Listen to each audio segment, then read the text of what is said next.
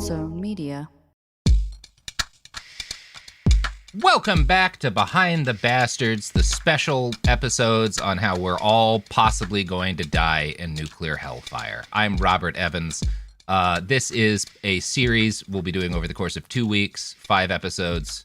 We're in our second week, so you'll be getting a bonus episode this week about the sons of bitches who created the doomsday device that, again, could kill every single person you've ever known and loved and every animal on Earth except for, cockroaches and the like 15 minutes from now or right now. We'd have no way of knowing unless you're, I don't know, in the White House at this exact moment. Margaret Killjoy, welcome to the show. How are you doing? You thinking about nukes? Well, I got promised this was about Warhammer 40K, but no. I suppose we're learning about the nuclear apocalypse. I'll bring you on when we do our Warhammer show. Oh, yeah. Yeah, there's a lot of genocide in that, too. I could be the podcast editor for that because I actually don't know anything about Warhammer. It does involve a lot of nukes and radiation poisoning, which is what we ended our last episode talking about. Our friend Louis Slotin, who was the partial father of the first atomic bomb, had his innards dissolved due to a horrible nuclear error. And, and he got to leave a record for science. Because he was a pretty cool guy. That's badass. When you know that, okay, well, I have just taken an immediately fatal dose of radiation. I'm going to die the most nightmarish death imaginable. Time to take notes. Fucking, that's cool. That's cool. And I guess... Also, acting with agency is, a really good way to not stress. Right, yes. And all right, I have a job. I'm just doing my job. And I'd say it takes him off the perpetrate. He did help build that first nuke, but as we've discussed, there's some mitigating factors. I think dying to it afterwards, Yeah, his comeuppance happened. I'm taking him off the list of guys I'm pissed at. Yeah. This is an iHeart podcast. Guaranteed human. Hey, this is U.S. Olympic gold medalist Tara Davis-Woodhull. And I'm U.S. Paralympic gold medalist Hunter Woodhull. As athletes, our lives are about having a clear path. And a team that you can absolutely trust. So when it came to getting the best mortgage, we chose PennyMac. PennyMac is proud to be the official mortgage provider of Team USA and you. Learn more at pennymac.com. PennyMac Loan Services, LLC, Equal Housing Lender, NMLS ID 35953. Licensed by the Department of Financial Protection and Innovation under the California Residential Mortgage Lending Act. Conditions and restrictions may apply. Support for the show comes from Public, the investing platform for those who take it seriously. On Public, you can build a multi-asset portfolio of stocks, bonds, options, crypto, and now generated assets, which allow you to turn any idea into an investable index with AI. It all starts with your prompt. From renewable energy companies with high free cash flow to semiconductor suppliers growing revenue over 20% year over year, you can literally type any prompt and put the AI to work. It screens thousands of stocks, builds a one-of-a-kind index, and lets you backtest it against the S&P 500. Then you can invest in a few clicks. Generated assets are like ETFs with infinite possibilities, completely customizable and based on your thesis, not someone else's. Go to public.com/podcast and earn an uncapped 1% bonus when you transfer your portfolio. That's public.com/podcast. Paid for by Public Investing. Brokerage services by Open to the Public Investing Inc. Member FINRA and SIPC. Advisory services by Public Advisors LLC, SEC registered advisor. Generated assets is an interactive analysis tool. Output is for informational purposes only and is not an investment recommendation or advice. Complete disclosures available at public.com/disclosures.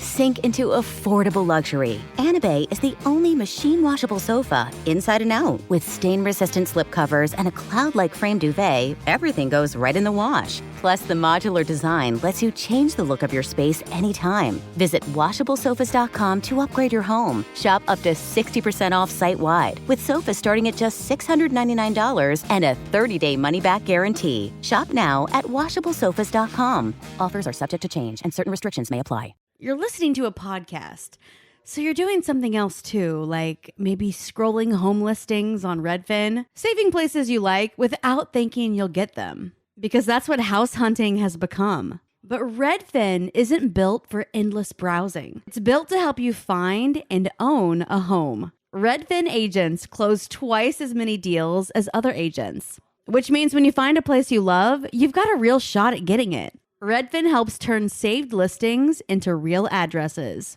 Get started at redfin.com. Own the dream. So before we move on past World War II, We should at least linger on what guys like LeMay and General Power would have argued was the most important question of the whole war, right? Which is still a question that people debate today. Did the use of atomic weapons against the Empire of Japan force its leaders to surrender, thus sparing both Japan and the Allies, primarily the US, a hideously bloody ground invasion, right? This is a question people still argue about. There's not an objective answer here. I think it'll be pretty clear where I tend to land once we get through this, right? But this isn't something that this is something that's debated, right? Like I'm not going to come in and just give one side of this. Again, I have my take on the matter. I think it's worth emphasizing, even if you argue that the sheer horror of atomic warfare forced Japan to surrender, that the military of Japan never independently agreed to call it quits. And if the Emperor of Japan had not broken the Supreme Council's deadlock and started peace negotiations, we can't say that the civilian population wouldn't have continued supporting the war effort, no matter how many firebombs or even additional nukes fell, right? We actually don't know that. There's also, that's a valid point. There's also an argument that the view pushed after the war, which is that the horror of nuclear warfare was justified by avoiding a greater slaughter in Japan, that if we had invaded the main island, so many more people would have died, that gives too much credit to atomic weapons as a single weapon system. In an article for Outrider.org, Jasmine Power writes, "There is general agreement that the bombing of Nagasaki did little in the way of changing the hearts and minds of the Japanese military. By blaming their surrender on the atomic bombs, Japan avoided the Soviet Union having a hand in the post-war reconstruction process. Japan was afraid that the Soviet Union might try to push a communist regime onto the country. It was also very convenient for the U.S. that Japan attributed their surrender to the atomic bombings." And oh shit! So it was a way to stay capitalist, was to be like, oh, it was the nukes. The nukes did us in. More than that, it was a way to avoid what happened to Germany, right? They're watching Germany get split up, right? That's obvious at this point, and they don't want that, you know. And surrendering now, before the Soviets are in the mix, so to speak, means that the country doesn't get split up, right? You're not going to have Tokyo divided or whatever, right? That's one argument people will make, you know. And in this view, pretty simply, Japan was defeated not because of the nukes, although that's not a non-factor, but they were defeated because they were defeated viciously and comprehensively in every field of military endeavor. It's not just the nukes, it's the fact that we beat the shit out of them all across the Pacific, right? Yeah. Which is certainly a more accurate view than just saying it was the nukes, right? There was a whole war. A lot of guys had to die to finish that thing, right? Yeah. And Harry Truman, the president who ordered the atomic bombs dropped, went on record basically saying that military planners had told him that when they were looking into how many people would die in an invasion of the Japanese home islands, American casualties alone would have been in the neighborhood of 500,000 to 1 million. And if you're talking about the kind of casualty ratios that we saw on these other island hopping campaigns, then that would have meant both the military and civilian cost for Japan would have been higher than that, right? Now, that said, this is not a real estimate, as best as I can tell. You will encounter it often. It comes up constantly. But it's heavily debatable whether or not those numbers, that 500 to 1 million American casualties estimate, have any basis in reality. Per an article how many did we lose in Europe? We lost, in the whole war, the United States lost about 500,000 people. Okay. So this would be basically doing World War II all over again for us, more or less, right? Yeah. It's not perfectly accurate, but it's pretty close. And I want to quote from an article by Alfie Kohn on kind of the veracity of these numbers. Historian Barton Bernstein writes that military planners at the time put the number of American casualties between 20,000 and 46,000. But far more disturbing than this discrepancy is the strong possibility that neither an invasion nor a nuclear attack was actually necessary to get Japan to surrender. And this is an interesting point, because if you're saying, 500,000 to 1 million Americans killed and injured, millions of Japanese people dead, maybe the nukes saved lives. But if you're looking at, 20 to 40 or 50,000 American casualties, probably twice that many Japanese casualties, well, maybe that's better than nuking the island, right? Yeah. Could they have just laid siege the whole, because they were already sieging in fact, doing that. And that's another point, as we'll get to, that's another point people will make, is that Japan would have broken on its own, right? In a good essay on the subject for his book, You Know What They Say, The Truth About Popular Belief, Alfie Kohn gives a succinct version of what we might call the skeptic's case against the necessity of nuking Hiroshima and Nagasaki.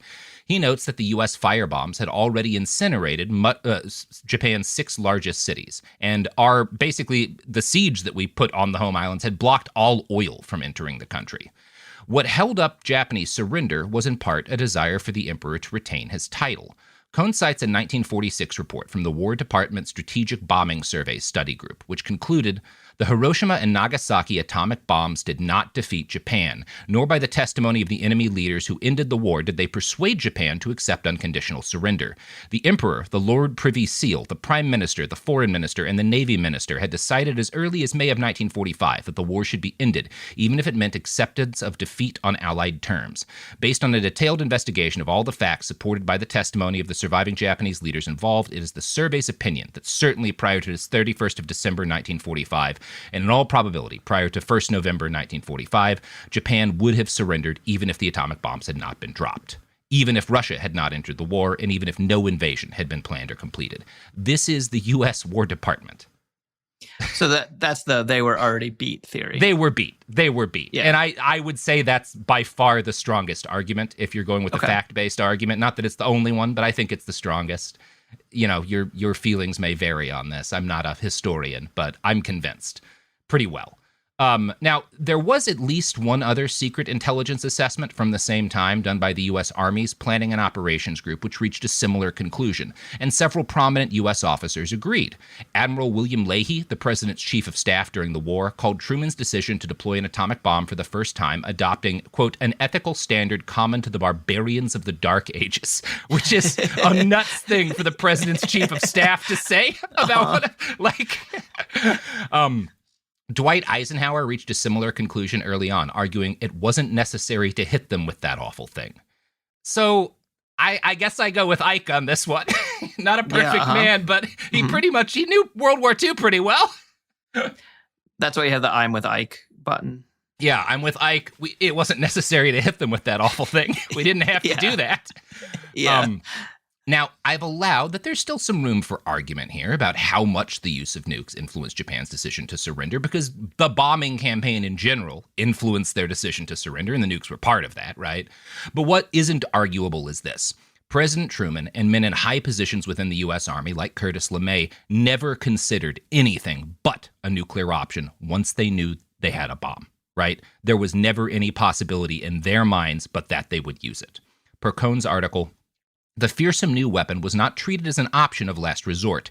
It would be easier to accept the argument that he, Truman, had no choice but to drop the bomb if other possibilities, such as demonstrating its power to Japanese leaders on an unpopulated island and demanding surrender, had been carefully considered. They were not. There was never a serious attempt to find a strategy short of obliterating the children of Hiroshima and Nagasaki. As Yale sociologist Kai Erikson put it, using nuclear weapons was not, by any stretch of the imagination, a product of mature consideration. We have it on the authority of virtually all the principal players that no one in a position to do anything about it ever really considered alternatives to dropping the bombs on Japan. So it's pretty much we have a new toy. We're gonna see what this thing does. Yeah, the speedometer goes up to 200. I'm going to 200. Right. Yeah, we're already planning for the next war. Like, they handed LeMay a list of Soviet cities that might be nuclear targets, right? Like, they wanted to use this thing in part to scare the Russians. That's not all it was, but that was part of their logic, right? Yeah. Now, it bears emphasizing that the atomic bombs we dropped on Japan killed between 150,000 and 250,000 people. The initial death toll was horrific enough, but it was what came after that really was the nightmare. I've spoken to a Hiroshima survivor, and she described the sight of thousands of blinded, burnt people throwing themselves into rivers in a desperate attempt to quench their burning bodies. And all of these, like a huge number of these people died. Like, the rivers were just flooded with corpses, charred bodies of people who had tossed themselves burnt and singeing and like melting basically into the water. Like, it was horrible. And in the days and weeks after the bombing, survivors started to sicken, vomiting up blood, pulling their hair out in clumps from radiation poisoning, right? Like, this is something that we were pretty immediately aware that not only does the bomb kill a shitload of people when it goes off, but there are knock-on effects that continue killing people, right? Yeah. Even though we didn't have a full understanding of this, we had a pretty good understanding pretty early of what we were doing to people with these things. The Air Corps generals did their best to minimize the horror of atomic weapons. In November of 1945, General Leslie Groves, who was, again, the military head of the Manhattan Project, sat before the U.S. Senate Special Committee on Atomic Energy. And I want to read you a selected Q&A from that meeting. Senator Milliken, General, is there any medical antidote to excessive radiation? General Groves, I'm not a doctor, but I will answer it anyway. I always love it when people say that. The radioactive casualty can be of several classes. He can have enough so that he will be killed instantly. He can have a smaller amount, which will cause him to die rather soon, and as I understand it from the doctors, without undue suffering. In fact, they say it is a very pleasant way to die. Oh, yeah, that's what people say about it all the time. That's what people say about radiation, about having your insides liquefied. Mm-hmm. Pleasant. Yeah. Chill. Yeah. All the parts of you that tell you that you're in trouble are also destroyed. So yeah, exactly. You're fine. You're chilling. Yeah. Now, happens to everyone. That was a lie. That was not just Groves not knowing. That was Groves lying to try and make nukes more palatable for Americans. When he said that, the average citizen, and indeed the average senator, would not have had to dig very deep to find at least a little countervailing evidence that radiation poisoning was not pleasant. Precisely what had happened on the ground in Hiroshima and Nagasaki was not yet fully understood by most Americans, but early reports of horrific burns and lingering sickness far from the blast site were available. More to the point, you've heard about the radium girls and the like. People had been exposing themselves to different kinds of radiation for decades, and they died horribly. We knew radiation poisoning was not pleasant before we ever dropped an atomic bomb. Right? Now, again, the point here is that Groves was not just lying. He was engaged in a cover-up. This is a conspiracy, and it's a conspiracy that ran parallel to one of the most successful marketing campaigns of all time, the campaign to get Americans on the bomb. Step one of that campaign was to keep people from thinking of the horrors of atomic weapons for a little while longer. We knew eventually it would get out, right? These generals all knew you can't lie about this forever, right? But the longer we lie about it, the more money we get into these programs, the more momentum they get behind them, the more we can centralize the U.S. military and defense apparatus around nukes, which was their goal, right? Their goal was replace as many humans as possible with atomic weapons, and they start on it almost immediately. For these generals, as for Curtis LeMay, the existence of the atom bomb seems to have given some sort of purpose and provided a dark animating force to the remainder of their lives. Immediately after the war's end, they set to work launching a new kind of campaign, a media blitz targeted at convincing decision makers in the U.S. that nukes were the only future for the military that was worth caring about. 3 months after the bombing of Hiroshima, LeMay visited the Ohio Society in New York City to give a speech. He warned/promised the men assembled that the next war, understood to be the next World War, would be fought with rockets, radar, jet propulsion, television-guided missiles, and that all of these weapons would be launched at speeds faster than sound and involve atomic power. So he's got a pretty clear vision of the future, our friend Curtis LeMay, and he is now trying to sell it. And like, are there other, because, okay, we have this like thing where apparently people who build bombs are obsessed with how bombs are the only thing. Yes. Right? Are there other character classes who feel like similar about are like the fighter jets being like, no, all that matters is fighter jets? Yes. Yeah, go ahead. Yes, there are, and we will talk about that. Unfortunately, most of the people who disagree with LeMay just want nukes to be used differently.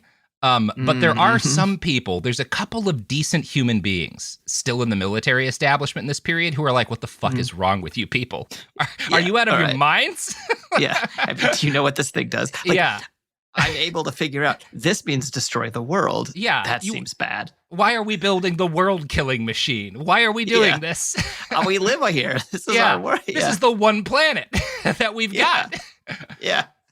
Back in 1921, Duhay had argued that the invention of the bomber craft basically rendered all other types of weaponry obsolete, and LeMay was making a similar argument but with the nuclear weapon at the heart of this fabled air force that could finally do the whole job of war all on its own. He argued, quote, the Air Force must be allowed to develop unhindered and unchained. There must be no ceiling, no boundaries, no limitations to our air power development. That doesn't sound at all like a crazy man. No. And it's... this is a pretty bleak series of episodes. I will say one thing that has me optimistic is that Curtis LeMay tried harder than any single human ever has to end the human race, and he didn't do it. And I don't quite know why. Like, it's shocking that we survived Curtis LeMay. He would do shit like fly bombers into Russian airspace just to, like, tweak them. Like, he was such a piece of shit. And they always had nukes, right? Quantum immortality as a species. That's all I got. It's nuts. Like, no one has ever tried harder to wipe out the human race than Curtis fucking LeMay with his fucking dead face. Oh, man, it's nuts. I wonder if the villains in pulp stuff from like 200 years ago didn't even claim that they're going to destroy the world. Whereas like now we have villains who are like, I'm going to destroy the world. Like, yeah. Yeah. Because people can now. People can now. And we have examples of people who really worked hard to try to do that, you know? Yeah. And this is ultimately kind of why we are now at the point where the whole human race is, 15 to 30 minutes away from annihilation at any given moment in time, which is Curtis LeMay and a bunch of guys that followed him felt the Air Force, and to them, this means the nuclear Air Force must be allowed to develop unhindered and unchained. I cannot emphasize enough how much of LeMay's speech to the Ohio Society was just warmed up Duhay. He insisted no air attack, once it is launched, can be completely stopped. This was an echo of Duhay's argument that the sky was too vast for bombers to be perfectly intercepted, right? And this hadn't proved true in World War II, but when you got nukes, it kind of is true, right? If you send 500 bombers and they each have a nuke, one of them's going to drop that fucker, you know? Yeah.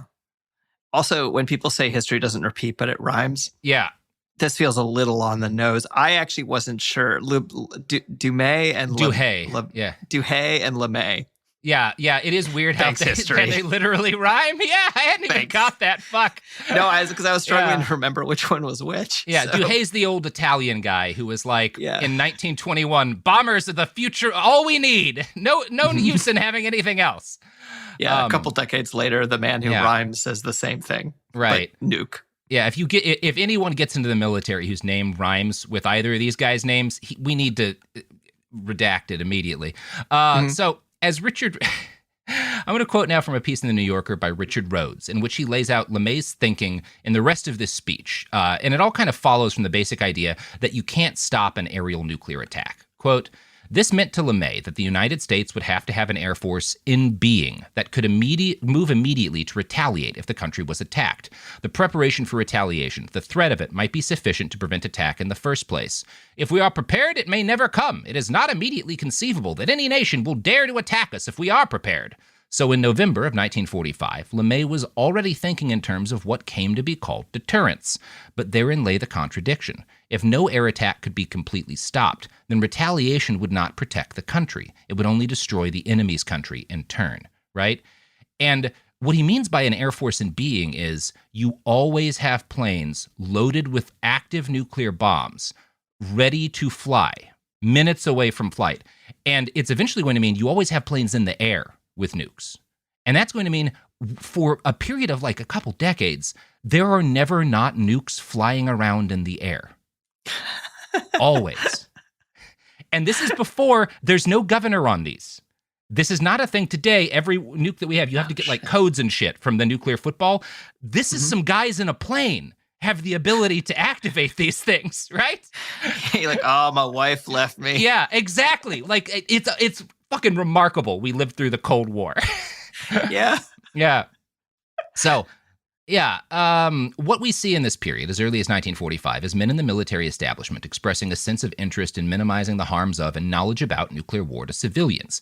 People were tired after World War II. Soldiers long deployed wanted to return to civilian life. The country desperately needed to stop paying for the costs of a wartime military. Yet now that the Cold War was kicking up, the U.S. found itself simultaneously pressed with all kinds of new commitments. Nuclear weapons offered a solution to what seemed like an impossible problem. And I'm going to quote from Rhodes again.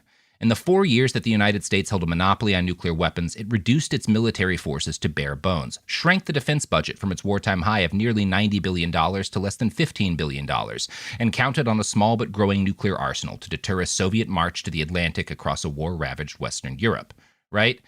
And this is kind of the first use that we have for nukes after Hiroshima and Nagasaki, which is we can't keep all these soldiers in the field, but we're now responsible for guarding Western Europe from the scary communists. So let's just keep a bunch of nukes all over the place. That way we don't need as many guys. We can just set off a shitload of nukes and we can slow these Russians down while we get our shit in gear, you know? And this works as a deterrent strategy when the Soviets don't have a bomb, right? Because they don't have anything to counter this with. Hap Arnold sent a letter in 1945 laying out, and he's an Air Force general, laying out some of the first principles. Well, the Air Force doesn't exist yet, but he's an Army Air thing general. Laying out some of the first principles for what would become the theory of deterrence. Quote, "We must therefore secure our nation by developing and maintaining those weapons, forces, and techniques required to pose a warning to aggressors in order to deter them from launching a modern, devastating war." In order to ensure this happened, Arnold ordered studies into the scientific projects the Air Force should support over the next 20 to 30 years. This resulted in 1946 in the Air Force setting up the RAND Corporation. You've heard of the RAND Corporation, right? Yeah, I did not know that they were Air Force. Yes, that's how they start. And RAND just means R&D. Like literally, that's why it's RAND, right? Oh, shit. Okay, yeah. I assumed it was someone's name. Yeah, it's the RAND Corporation. They're set up in Santa Monica, right on the coast, beautiful area. And a former defense engineer named James Rubel later wrote of this is the first RAND project. RAND quickly proposed a death ray project, which the Air Force approved. So top men, guys, everyone's super sane. Not a bunch of dudes whose brains have been melted by lead and war trauma just trying to come up with apocalypse weapons. I don't know, guys, death ray? Feels like a good idea. Let's get one of those fuckers. I watched War of the Worlds. To hell with it. Now, and to be honest, if we'd made a death ray, that would be pretty cool. Yeah, would it be Second Amendment? You know? Like, I would be carrying one this exact moment, Margaret. Yeah, I'm ready for a death ray. I think certain people should have them. A death ray is a one-on-one. It's not really a major step up from bullets. You know? No, it's probably faster and less painless to get shot with. Yeah, you know, and I bet it's good at killing Martians, which we might need to do if Elon Musk ever sets up a colony on Mars. Anyway. So I think we're both pro-death ray is what we're saying. I've come around on the RAND Corporation, Margaret. I'm going to be honest with you. Yeah. Speaking of the RAND Corporation, you know who supports this podcast? Not the RAND Corporation, because we're primarily talking about how they nearly killed everyone like 1 million times. We're sponsored by Death Ray International. That's why we're coming out so strong on death rays right now. That's right. And actually, the Death Ray company that sponsors us is called Life Ray. You know, because it's a death ray for personal defense. You know, yeah, keep it you saves safe. Lives. Yeah. It saves lives. That's right. the Life Ray. Support for the show comes from Public, the investing platform for those who take it seriously. On Public, you can build a multi-asset portfolio of stocks, bonds, options, crypto, and now generated assets, which allow you to turn any idea into an investable index with AI. It all starts with your prompt. From renewable energy companies with high free cash flow to semiconductor suppliers growing revenue over 20% year over year, you can literally type any prompt and put the AI to work. It screens thousands of stocks, builds a one-of-a-kind index, and lets you backtest it against the S&P 500. Then you can invest in a few clicks. Generated assets are like ETFs with infinite possibilities, completely customizable and based on your thesis, not someone else's. Go to public.com/podcast and earn an uncapped 1% bonus when you transfer your portfolio. That's public.com/podcast. Paid for by Public Investing. Brokerage services by Open to the Public Investing Inc. Member FINRA and SIPC. Advisory services by Public Advisors LLC, SEC registered advisor. Generated assets is an interactive analysis tool. Output is for informational purposes only and is not an investment recommendation or advice. Complete disclosures available at public.com/disclosures. Sink into affordable luxury. Anabay is the only machine washable sofa, inside and out. With stain-resistant slip covers and a cloud-like frame duvet, everything goes right in the wash. Plus, the modular design lets you change the look of your space anytime. Visit washablesofas.com to upgrade your home. Shop up to 60% off site-wide, with sofas starting at just $699 and a 30-day money-back guarantee. Shop now at washablesofas.com. Offers are subject to change, and certain restrictions may apply.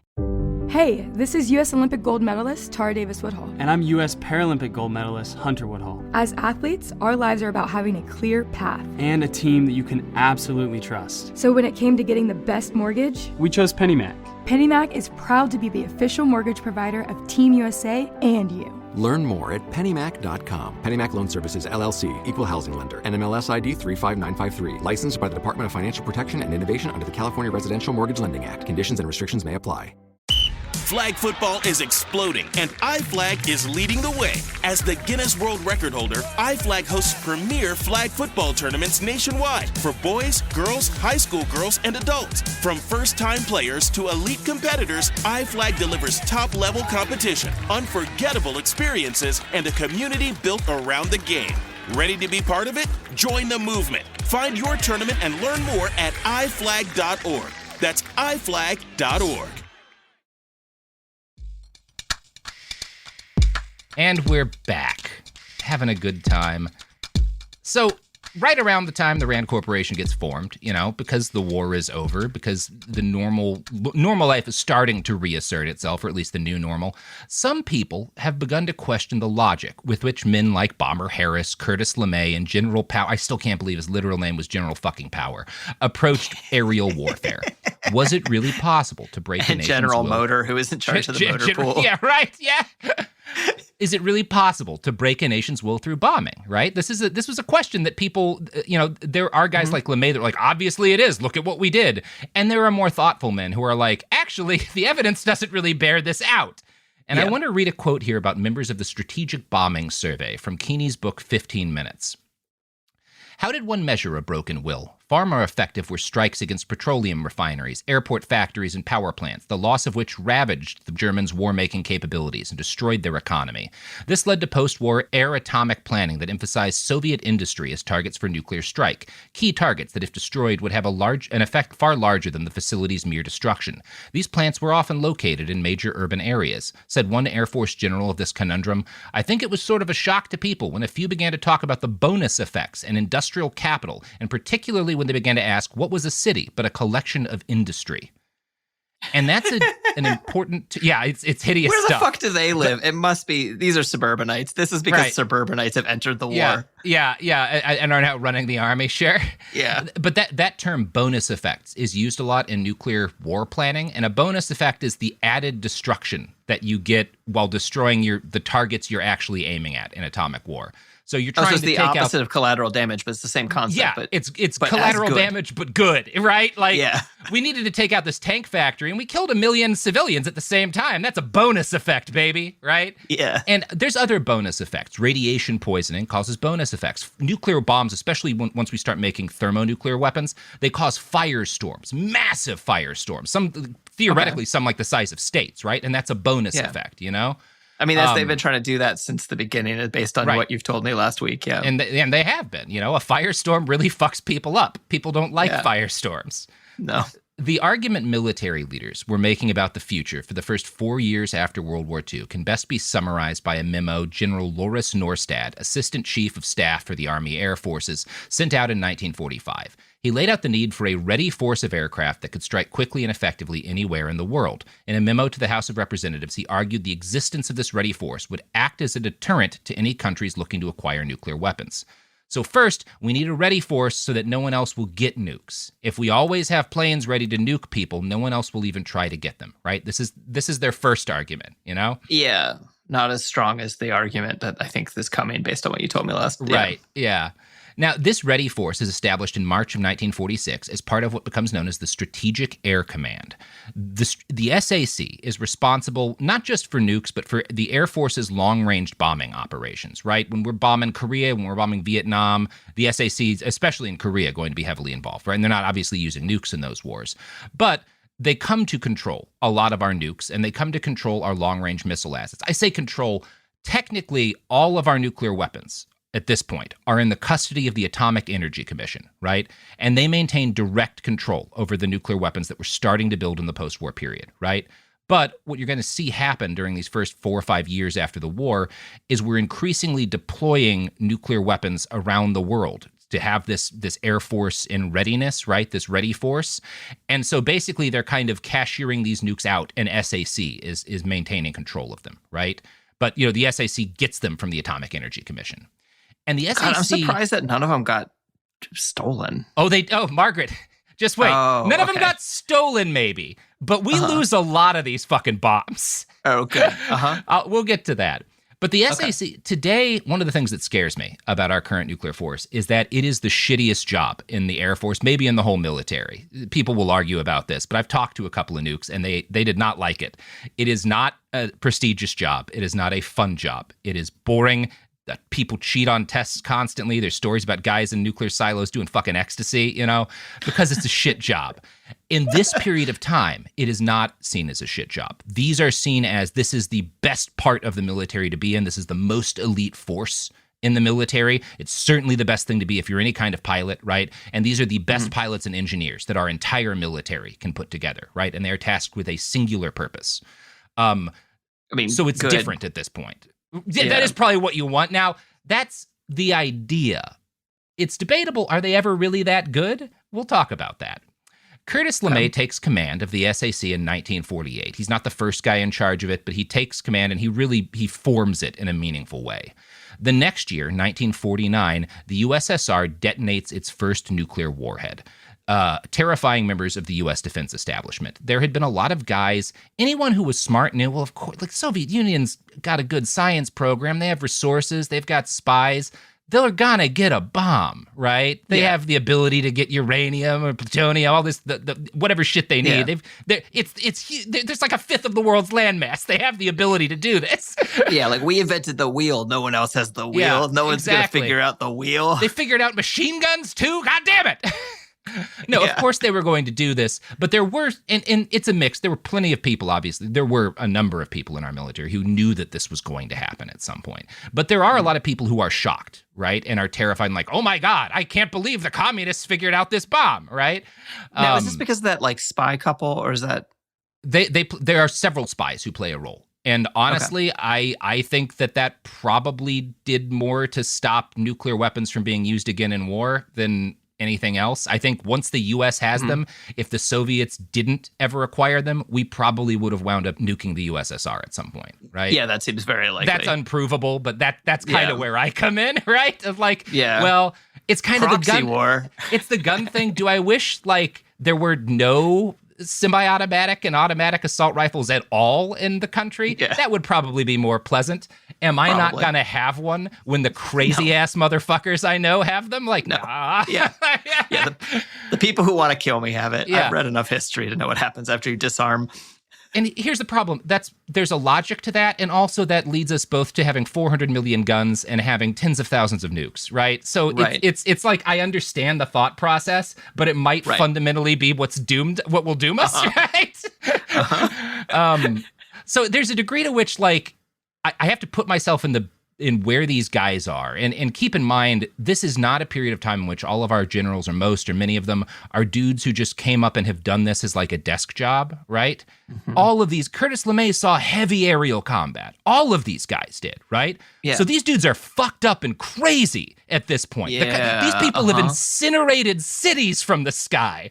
They're not thinking the way normal people think anymore. You know? And the same is true of the Soviets, by the way. They lost 20 million people in this war. The Soviets, we're not getting into it because I have less detail on it, but they are making mirror decisions generally to the U.S., right? Sometimes a little less crazy, sometimes a little crazier.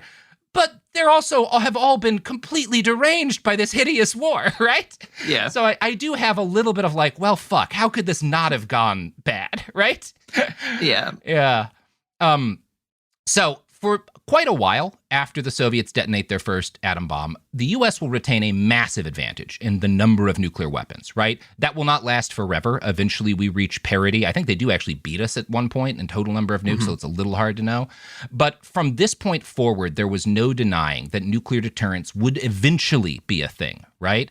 And so you wind up in this, there's the 1950 to like 52, 53, is this insanely dangerous period, really up until like the early 60s, where the Soviets have some nukes, but not all that many, and the U.S. has a lot. And we could have started and won a nuclear war. It would have been really pretty easy for us, right? There would have been casualties and tens of millions of deaths, but they would have mostly been over in Europe, right? Because the Soviet Union just didn't have a lot of bombs, and they didn't have the ability to get a lot of bombs over here. There's no ICBMs. You're flying fucking bombers, right? So we would have lost Alaska. Maybe, right? Like their long-range bombing capacity, especially in like 1949-50, probably could have accomplished that, but it wasn't great, right? Right. In 1950, a year after the first Russian nuclear test, the United States had nearly 300 nuclear weapons. The USSR had 5. The newly founded Joint Chiefs of Staff in the U.S. Department of Defense, which that all gets started in this post-war period, right? We don't have the Joint Chiefs or like, in World War II, right? This is a post-war innovation, if you want to call it that. But the Joint Chiefs of Staff in the DoD had concluded after a study that some 200 nuclear bombs would be sufficient to depopulate most of the Earth, quote, leaving only vestigial remnants of man's material works. That is the Joint Chiefs. They say 200 nukes will do that, and so we build 300. Just need Great. 150%. Yeah, Good. cool. Well, we'll get a lot more. By 1951, we'll have more than 400 such weapons, right?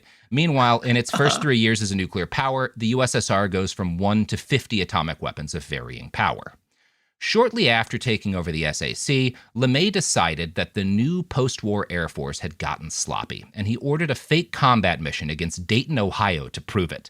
A massive bomber... I love that he's like, well, let's have them pretend to blow up Dayton. See how good they do. Poor Ohio. Yeah, fuck it. So he has this massive bombing raid over the city that's like, it's a fake. They're not dropping real bombs, obviously, but all of the fake bombs are horribly off target. Like they fuck up really badly. The supposedly elite force cannot drop bombs to save their goddamn lives, right? This is probably less on train. I mean, there's some degree of training. It's more that just like bombers aren't great at hitting things precisely at this point, right? Yeah. And nukes, they're not TV guided. I remember that they were planning. We're not doing that TV yet. guiding. Yeah, not quite yet.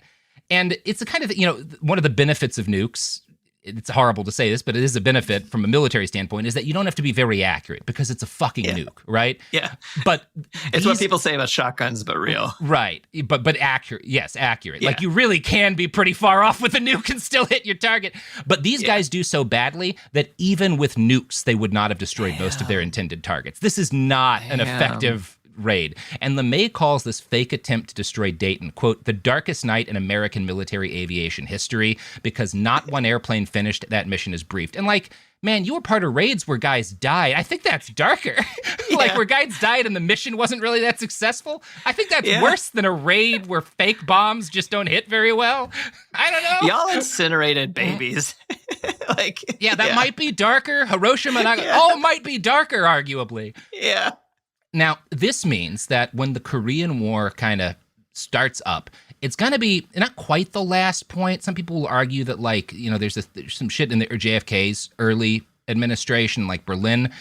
There's some shit during the Eisenhower administration in Taiwan, where we probably could have used nuclear weapons without total planetary annihilation or getting nuked into the Stone Age ourselves, right? But the Korean War is the last major armed conflict where the U.S. could have used nuclear weapons on a tactical level and known the risks were minimal, that things would have spiraled into global annihilation, at least at that point, right? And given that fact, given that we could have nuked North Korea and even China, and the guys wanted to, it's kind of a miracle that we didn't. It's shocking to me when I get into the history that that it didn't happen, right? Yeah. And going into the war, some powerful men in the Defense Department argued for just that action. Curtis LeMay was the most prominent of a cadre of officers who considered our nuclear arsenal, the term they used for it was a wasting asset. In other words, because we know the Soviets are starting to build up a nuclear arsenal and starting to get long-range bombers and the other things they need to be able to strike us, every day we don't use our nukes, they become less effective. Basically, he's saying we got to use them or lose them. Right? If we don't use them now, we'll never be able to use them, right? Right. And if you're playing the world like a video game, this is true, right? Yes, if I'm a video game general, I would I will start nuking immediately, which I do in any video game that gives me a nuke, right? Yeah. Yeah, which is why gamers should not be allowed in the Department of Defense. No. Oops, all gamers, it turns out. Under strict control by non-gamers. Right. So, at the start of hostilities in Korea, strategic bombing advocates encouraged a campaign against a handful of significant strategic targets in North Korea. And they succeeded in these bombing raids on paper, right? The SAC destroys the targets assigned to them. But North Korea, if you know much about North Korea then and now, they didn't have a lot of there wasn't a lot that we could really do to fuck them up that bad by bombing them, right? Like, we do some damage, but that's just kind of not how their military's wired at this point in time. And to make matters worse for the United States, we start this war using very new high-tech guided bombs, like the ASM-A1 Tarzan. But those run out immediately, which is a thing in modern warfare, too. If you look at what's happened in Ukraine, right? Like, I was about to say, yeah. You have these incredible munitions that are capable of really impressive things, but also it's really hard to make them. And you need we've chips already and exploded stuff. them all. Yeah, And it turns out you go through that shit real fast in a war. So, as I said, Curtis LeMay had taken over control of the SAC in 1948, and he was the architect of the bombing campaign against North Korea. He interpreted the fact that we had run through all of our most advanced munitions without ending the war as another L for team precision bombing. Basically, LeMay's like, well, look, clearly just striking strategic targets doesn't work. So he orders U.S. bombers to start playing the classics. Colonel Riccioni, in that article that he wrote, describes SAC's plan as to, quote, increase the level of pain in North Korea by bombing civilian targets. LeMay and the SAC used U.S. air power to kill around 2 million North Korean citizens over the next 2 years and change. Jesus, fuck. I straight up didn't know that. I know so little about the Korean War. It's between a fifth and a sixth of the population of North Korea we kill through primarily aerial bombing. Oh my God. But it's also still a hideous war crime. Like, we murder 2 million people and it doesn't win. Like, again, the thing that keeps happening, that has always happened every time someone like LeMay is like, well, we just got to cause them enough pain that their morale breaks. And what happens is their morale doesn't break, right? And they're always like, forever and ever. I've been just did a bunch of stuff about people defending against the Roman Empire and Gaul and things like that, right? And you start saying like, oh, well, these people, the horrible druids, they sacrifice children or whatever, right? And fucking like, who wasn't? Like, I know one who wasn't. Yeah, and even if they were, do you know how many as children you'd have to sacrifice to get anywhere near the evil of what Rome did in terms of killing them? Julius Caesar does a genocide in Gaul. Yeah. And so, communism is whatever. It's the same thing as the people who are like, well, the conquistadors stopped the child sacrifice in the Americas. Yeah, by killing all the children. You think the Spanish Inquisition didn't involve any fucking kids dying, man? Yeah, totally. Okay, bro. Totally. Yeah. Look, I'm not saying any of these, any society, any organized empire anywhere in the Americas or elsewhere has been a nice empire. None of them are. But if you're just being like, well, look at the bad things they did. What were you guys getting up to? Huh? Yeah. Does that justify you killing 2 million people? Yeah, come on, bro. Was North Korea so bad that they all just need to die? It's the same thing as like, well, look at all these fucked up things and plenty of fucked up things the Soviet Union, the People's Republic of China did, a lot of did. But like, we murder millions of people from the sky repeatedly all over like the world. Yeah. So, I don't know. Don't get up your own ass about your side being particularly nice. The angels. Right. The angels as you incinerate cities. Villages largely. But yeah, once again, though, this is really important. Actual war disproves all of the foundational assumptions of our military leadership. First off, North Korea invades, despite the fact that the U.S. has troops in South Korea and we have an overwhelming edge in strategic bombing. Per the theories that LeMay and Duhay both espoused, if you have a good enough strategic bombing force, you won't get attacked, right? That's the point. Yeah. It just doesn't work. It's never true. Yeah. That also, the fact we have air superiority, but it doesn't stop North Korea from fighting effectively. And none of the bombing we do doesn't shatter civilian morale. In fact, a strong argument could be made that the Korean War goes as badly as it does because guys like LeMay had gotten their way in the interwar period. As I noted earlier, we really cut back on the military after World War II. And in fact, all military development outside of making the SAC stronger took a back seat. And as a result, when North Korea invades, the U.S. troops stationed in South Korea are not well prepared. Their weapons are barely maintained. I've talked to my grandpa about this. He was there the whole war, and he was like, we were in shit shape when the war started, and it was because they had let... fucking our bazookas wouldn't fire and shit. We had there were serious issues with the maintenance of basic equipment because guys like LeMay were like, all we need are bombers, bro. Trust me, all we need are bombers, Yeah. Whereas they actually needed the life ray. Right. We needed a couple of life rays would have really solved this whole problem. They wouldn't have even tried if we had a life ray. That's what I'm saying. Now, after North Korea invades, they push the small U.S. garrison and the South Korean forces down the peninsula until General Douglas MacArthur, at the head of a UN amphibious landing force, came aground at Incheon and pushed the North Koreans back almost to the border with China. Then China enters the war with a shitload of dudes, and suddenly the UN forces are in full retreat and they get pushed back. Not enough people, Americans, know anything about the Korean War, but it's a fucking wild ass time. Yeah, now, I know so little about it. It's World War II and then Vietnam. That's what I know. Right. It's a little, and Korea is kind of halfway between World War II and Vietnam in terms of like fighting tactics and all that stuff. You know, you do have a lot of these big armored clashes, you have dogfights and stuff, but you also have more advanced, you have these guided missiles and stuff, right? Early ones. So Douglas MacArthur, as he's getting the shit hammered out of him, requests 10 atomic bombers with live nukes be put on standby in Guam, right? Because he wants to have the option to use them if in an emergency situation, right? Truman says yes to this. MacArthur also wants these planes and their nukes placed under his direct control.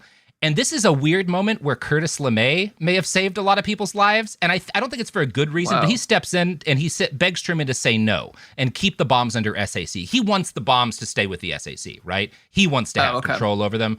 But I do think he is less, he certainly was not unwilling to nuke North Korea, but he was less interested in doing it than MacArthur. Right? He was not convinced it was the only path forward. And MacArthur was really convinced it was the only way to win, right? Right. Now, for decades, because the fact that we sent nukes to Guam during the Korean War has been well known. But if you look up any histories that are like older, prior to the 21st century, it will say the SAC sent 9 planes and 9 atomic bombs to Guam.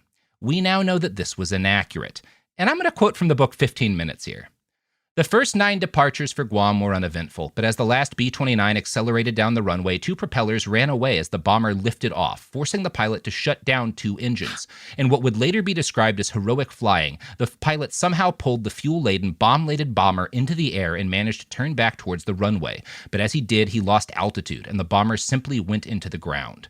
The crash was not hard, reported an aide to General LeMay, but 12 men were dead and 8 were trapped in the burning wreckage, which came to rest at the edge of a trailer park that housed military families. That's a nuke. We blow up a nuke next to base housing. And that's why everyone just knew that we sent 9 planes, because they just pretend this doesn't happen. They lie they cover this the fuck up, right? So this is like, this is drop safe. Nukes are drop safe. Kind of. The good news is that because of how nukes work, they don't detonate on accident. They have to be set up in order to get the big, the explosion that we all recognize as a nuclear blast, you have to set off a nuke in a specific way. The bad news is that even if it's not set off in the way that causes a traditional atomic blast, you're still talking about 5,000 pounds of conventional explosives in the bomb and a bunch of radioactive material. So it can still make, from what I've seen, because this happens a few times, it doesn't always make a dirty bomb, but it can. You can get radiation contamination when one of these things explodes in a plane crash, right? That does happen sometimes.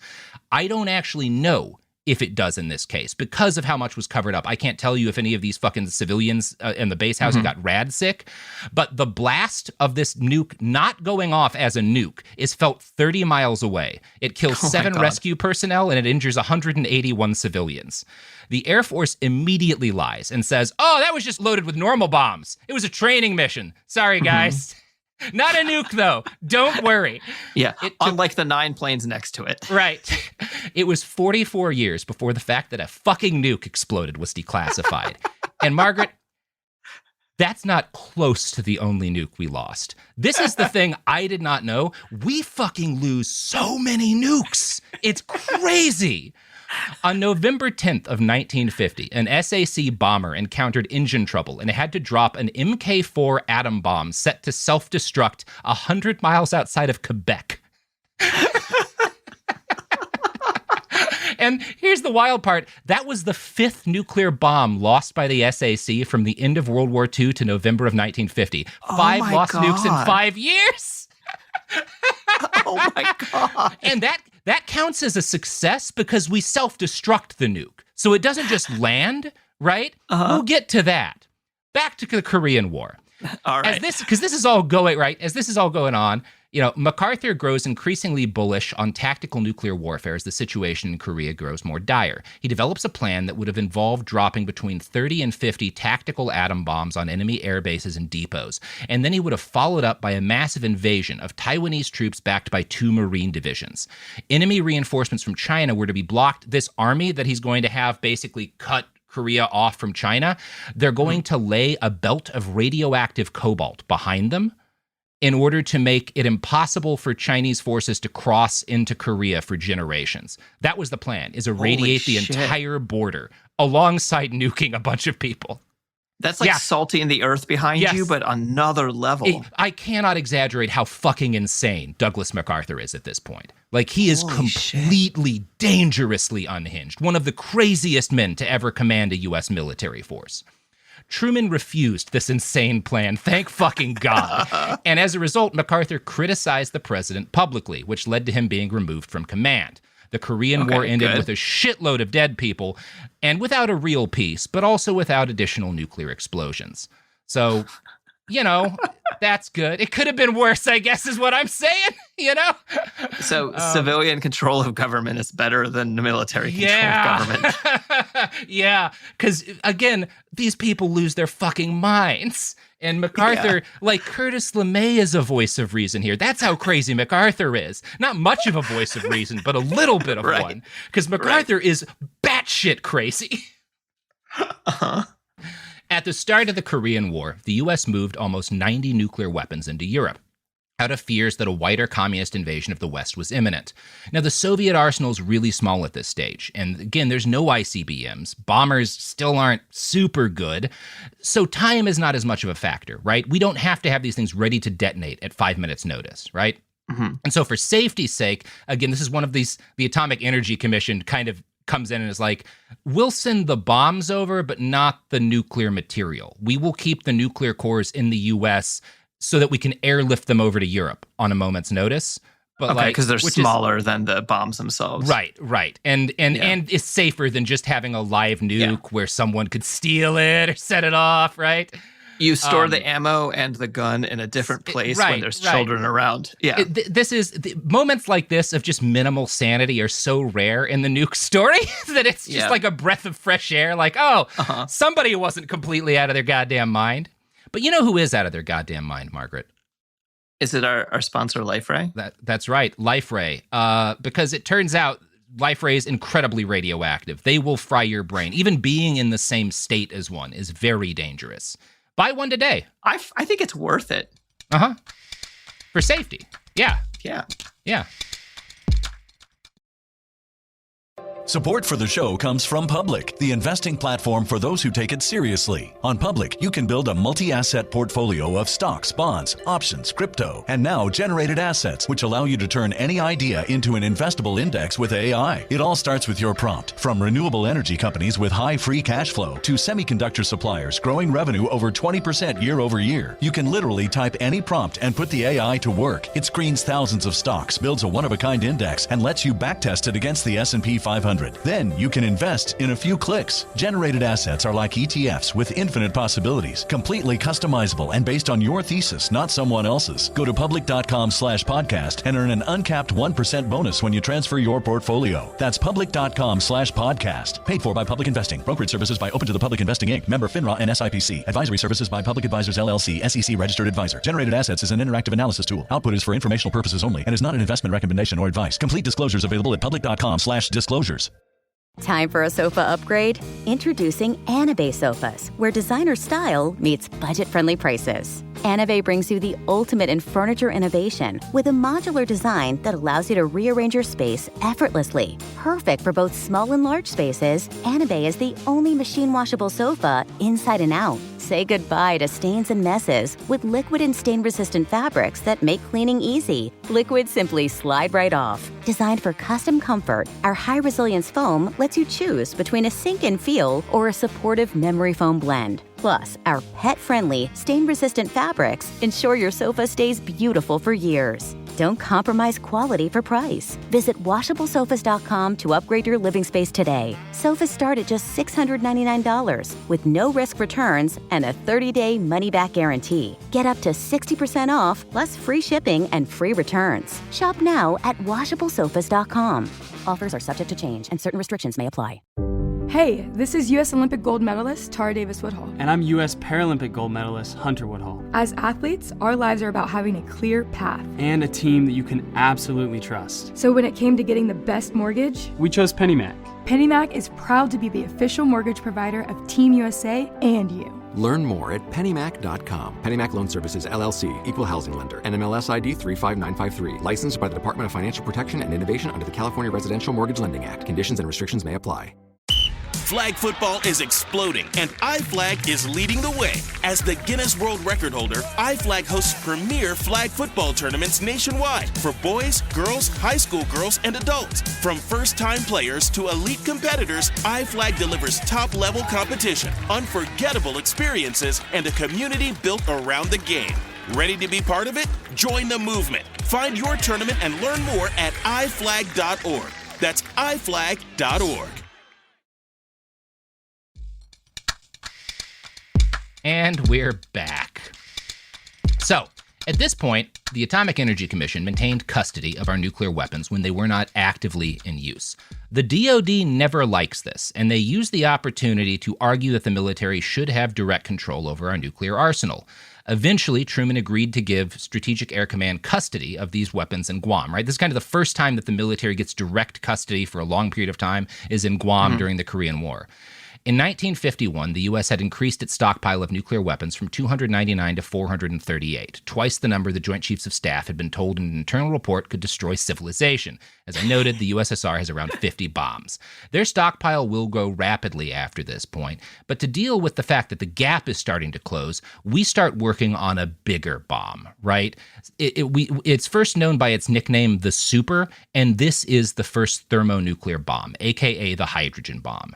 And as a brief aside, most post-apocalyptic, post-atomic apocalypse movies and fictions, imagine a bunch of bombs kind of like the Hiroshima bomb going off. That's what Fallout does, really. Because, like, you look at DC in Fallout, what is it, 3 or 4? I forget which one DC is in. I've played some of them, but I don't remember them. If you look at DC and, like, most of the buildings are still relatively intact, right? Mm-hmm. That doesn't happen if you drop a thermonuclear bomb. Annie Jacobsen goes over like if one of the standard hydrogen bombs were dropped on DC, like, and these are actively aimed at DC at all times, right? The Russians always have some aimed at DC, you know, just like we've got shit aimed at Moscow. I'm not blaming them. Yeah, like we're both doing this crazy shit. Everyone within a mile of the blast dies immediately. Everyone within 2 or 3 miles of the blast is incinerated over the course of a few seconds, right? You're talking millions of deaths in the space of a minute or two. Like, these are not survivable. Everything is there's no buildings left. Everything is combusted near the power of these bombs cannot be exaggerated. These are not survivable. There is not an after thermonuclear war. Is it a different? Yes, it's like a fundamentally different technology. It's like it's the craziest thing you can imagine. Hydrogen bombs, hydrogen weapons, right? Like thermonuclear weapons work on the premise, what if you set off a nuke with a nuke, right? Here's Annie Jacobsen describing how these work. The Super's monstrous explosive power comes as the result of an uncontrolled, self-sustaining chain reaction in which hydrogen isotopes fuse under extremely high temperatures in a process called nuclear fusion. An atomic bomb will kill tens of thousands of people, as did the ones dropped on Hiroshima and Nagasaki. A thermonuclear bomb, if detonated in a city like New York or Seoul, will kill millions of people in a superheated flash. These are... So this is, it's fission versus fusion, maybe, or something? Yeah, I think that's basically what's going on here. But you're setting, instead of using conventional explosives to start the nuclear reaction, you're using a nuke to set off a nuke, basically, right? Yo dog. It's just the craziest thing. The prototype thermonuclear weapon was designed by a guy named Richard Garvin and had a 10.4 megaton explosive capacity. That made it equivalent to 1,000 Hiroshima bombs. Oh my God. For an idea of that's the first one of these we make, right? These things, when we start detonating them, we'll talk about it, but like we repeatedly horribly irradiate and like permanently injure huge numbers of U.S. troops because we don't get nearly far away enough, because we don't realize how big they're going to be. Like one of these is like 50% larger than we'd expected it to be. Enrico Fermi, Darwin's mentor and a Manhattan Project scientist, actually sent a letter to President Truman begging him not to go through with testing the first hydrogen bomb. Quote, "The fact that no limits exist to the destructiveness of this weapon makes its very existence and the knowledge of its construction a danger to humanity as a whole. It is necessarily an evil thing considered in any light. Don't build the Torment Nexus." I know. Yeah. But what if a Torment Nexus is built by the Torment Nexus? Right. But Garvin wants to solve his fun problem. I love that they were like, we built the ultimate weapon. It can kill God. And people were like, not enough. Not enough. What if we use one of those to make a bigger one of those? Yeah. Truman ignores this letter from Fermi. The first thermonuclear bomb was detonated in the Marshall Islands in November of 1952. It left behind a crater large enough to hold 15 pentagons. In her book, Annie Jacobson relies on a before and after image of the Marshall Islands to show the destructive power of this device. Sophie's going to put it up, but you can see the bomb was detonated on an island called Illuge Lab. And you see the before, there's Illuge Lab. It's an island. And then in the after, there's just no island. Yeah, that's just a black spot on the map. It's gone. The island is gone. Yeah. A year or two ago, James Stout over at It Could Happen Here went to the Marshall Islands to report on, there's still ongoing fallout, both in the literal and figurative sense for the people of the Marshall Islands because of how many fucking nukes we set off there, right? Like, there's tremendous suffering in the Marshall Islands. We are not doing this on quote unquote. They're to the extent that they're uninhabited, it's because we forced people off, right? Like, this is a crime against humanity. Our testing of thermonuclear weapons in the Marshall Islands is a crime against humanity. You can check out James Stout's reporting on it if you want more on that after this series, right? I'm not going to be getting into it because he did that series, but no, I listened to that. Yeah. You can see just in the picture how catastrophic these weapons are. Yeah. In the immediate wake of the Ivy Mike test, President Truman gave his farewell address. He mourned that, quote, "The war of the future would be one in which man could extinguish millions of lives at one blow, demolish the great cities of the world, wipe out the cultural achievements of the past. Such a war is not a possible policy for rational men." Now, that's not wrong, but you're one of the irrational men who made this possible. Like, you're wearing the banana suit here, Truman. Like, come on, man. You gave the call to use the first of these fucking things. Yeah. Jacobson goes into more detail about how military planners respond, despite what Truman says, to the existence now of thermonuclear weapons. Quote, "What happened after U.S. war planners saw what 10.4 megatons could instantly destroy simply boggles the mind. What came next was a mad rush to stockpile thermonuclear weapons, first by the hundreds and then by the thousands." In 1952, the United States had 841 nuclear weapons. A year before Truman left office, in 1951, a group of scientists and researchers that included Dr. Robert Oppenheimer launched Project Vista. This was a study to analyze if there was any room for improvement in NATO's strategy for responding to a Soviet invasion. They concluded that having the SAC be in charge of basically everything through their one strategy of nuking everybody was a bad idea. Instead, here's the problem. They conclude that instead, NATO should replace manpower with low-yield tactical nuclear weapons that would evaporate advancing Soviet forces, and that could be deployed by battlefield commanders on the ground. Now, there's a degree to which they're trying to do a kind of noble thing here, right? The stated goal here is bring the battle back to the battlefield.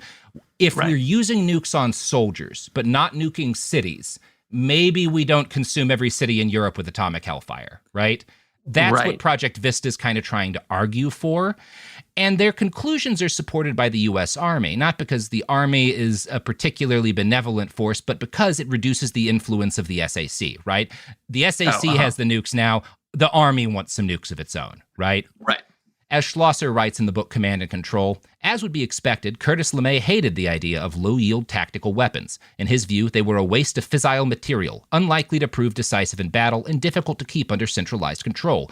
The only way to win a nuclear war, according to SAC, was to strike first and strike hard. Successful offense brings victory. Successful defense can now only lessen defeat, LeMay told his commanders.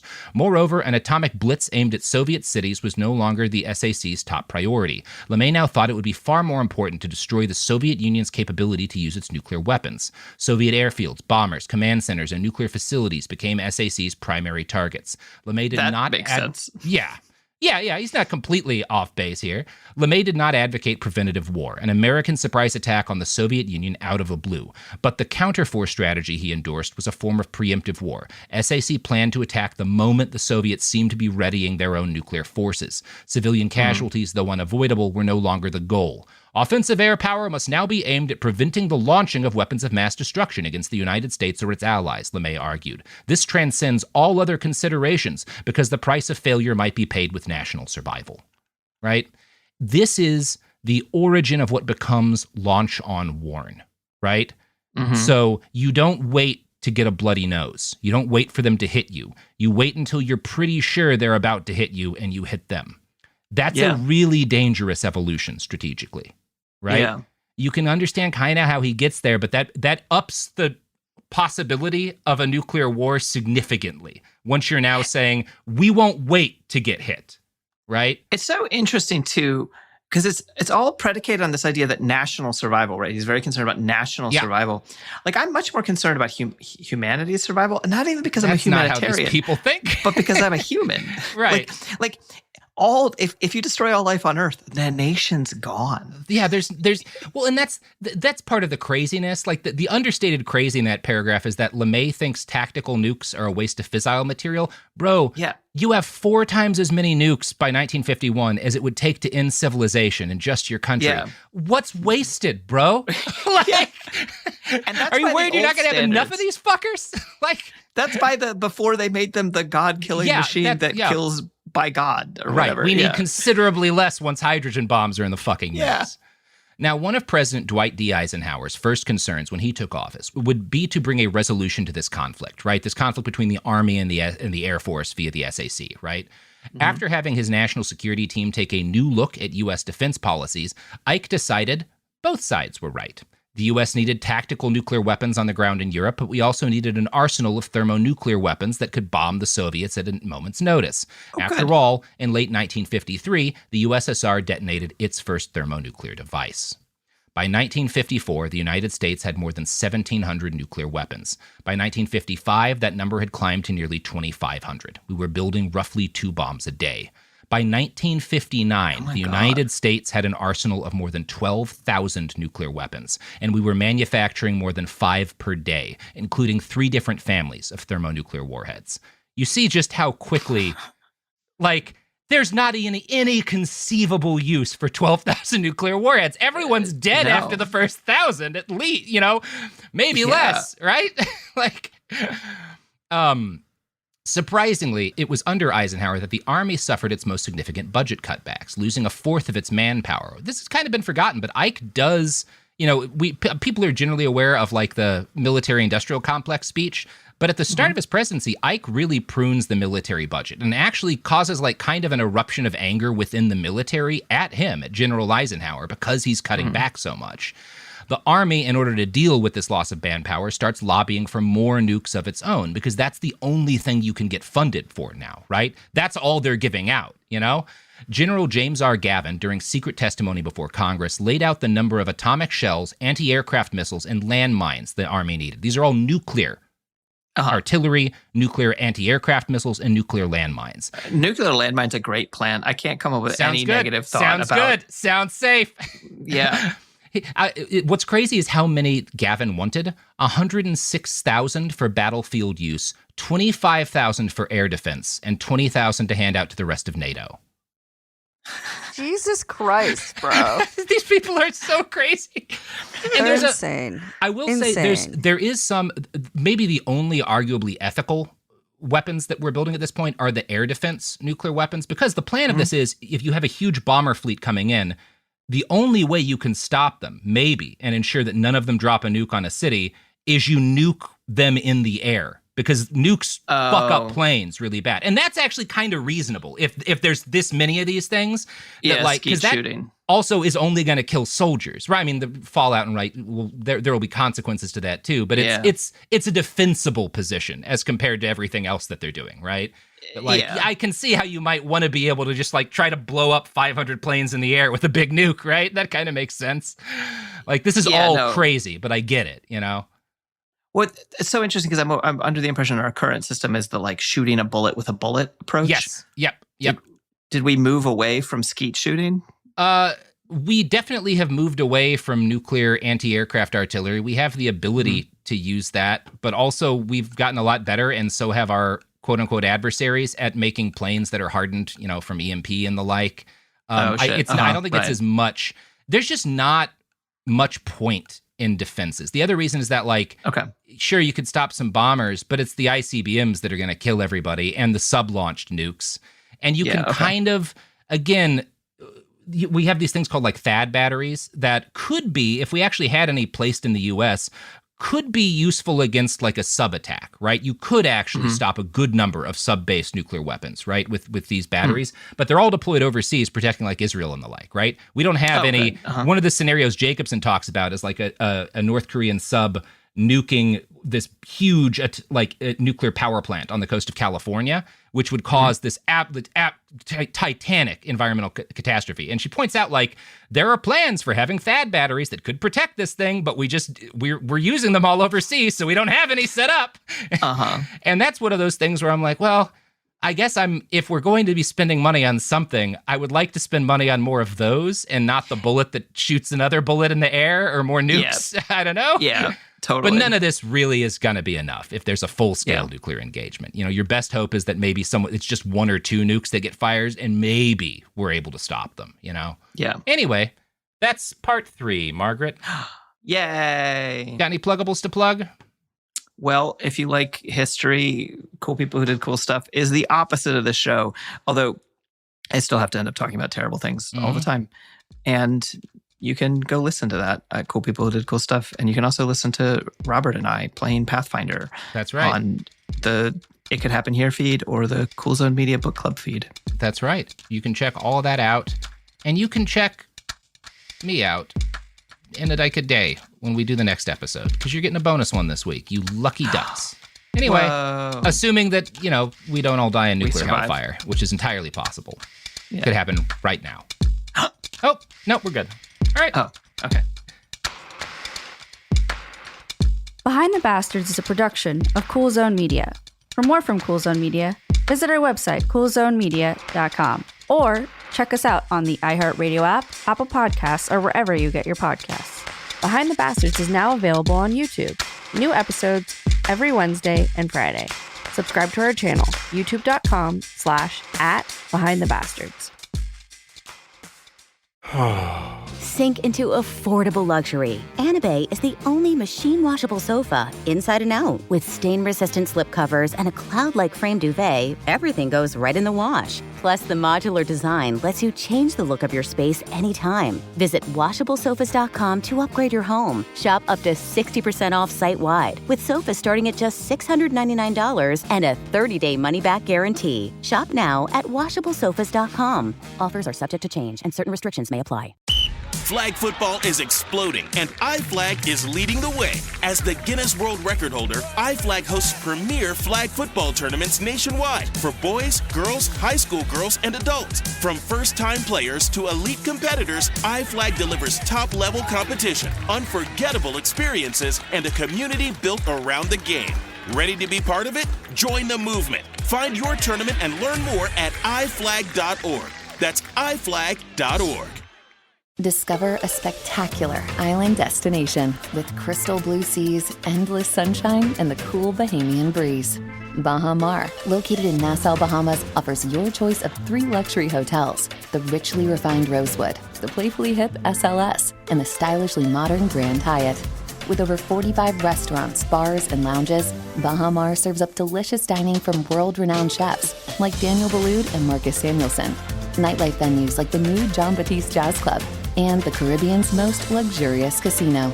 At Baha Mar, you'll find every pleasure under the sun and one-of-a-kind experiences for the entire family, like Baha Bay, our 15-acre lush tropical water park, interactive wildlife experiences, including our daily flamingo parade, world-class golf, tennis, spa, and so much more. Visit bahamar.com today and discover a vacation destination where memories are made for a lifetime. Baha Mar, life spectacular. You're listening to a podcast, so you're doing something else too, like maybe scrolling home listings on Redfin, saving places you like without thinking you'll get them, because that's what house hunting has become. But Redfin isn't built for endless browsing. It's built to help you find and own a home. Redfin agents close twice as many deals as other agents, which means when you find a place you love, you've got a real shot at getting it. Redfin helps turn saved listings into real addresses. Get started at redfin.com. Own the dream. This is an iHeart podcast. Guaranteed Human.